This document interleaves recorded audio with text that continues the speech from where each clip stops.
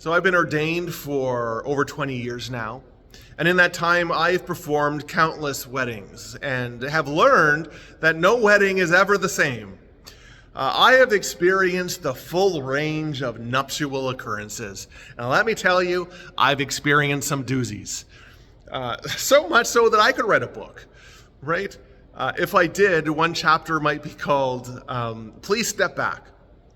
And it would describe what I had to say to a photographer who was literally trying to push me out of the way in order to get the shot that they wanted.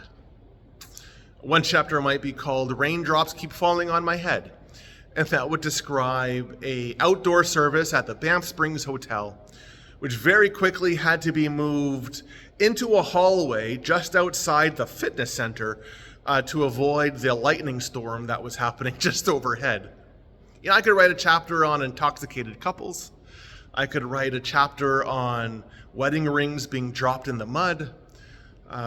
A favorite chapter of mine might be called The Case of the Missing Cake, and that would describe how a couple's wedding cake was thrown out the night before their wedding. No, in any wedding, things don't always go as planned. No wedding is ever the same. In our gospel reading today, Jesus tells a story about a king throwing a wedding banquet, and things don't go as planned because he sends out this invitation, this lavish invitation to all of the king's subjects to come and experience the full delights of the king and celebrate this wedding, to which nobody accepts. Everybody seems to reject the invitation because they got something better to do. And what does the king do in response? Well, the king sends the servants out to the street corners, to the intersections, to the highways and byways, and says, just invite anybody you can find. The rich and the poor, the abled and the disabled, they all come into this wedding so that the wedding hall might be filled and the celebration can continue. What does this parable teach us? Well, it teaches us two things. One, it teaches us that God's invitation to us to experience the blessing and delights of God through the person of Jesus is gracious and lavish. There is no person in this parable that does not receive an invitation.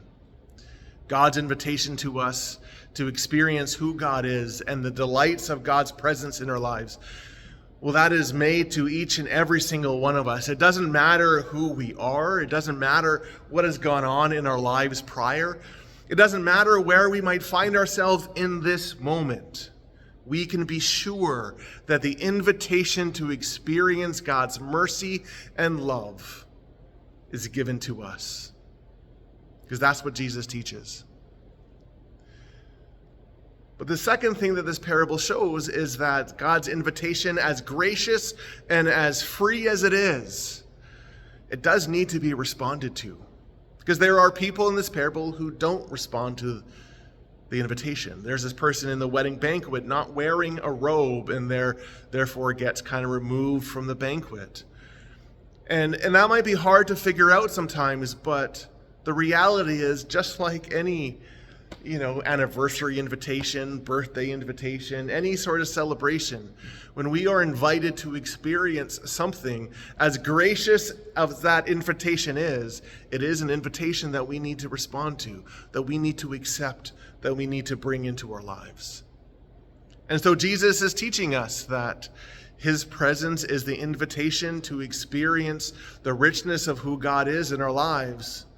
And through embracing Jesus, we respond to that invitation. Well, that's what we're going to be talking about here at the cathedral this morning. And we want to invite you to come and join us. We have two services this morning.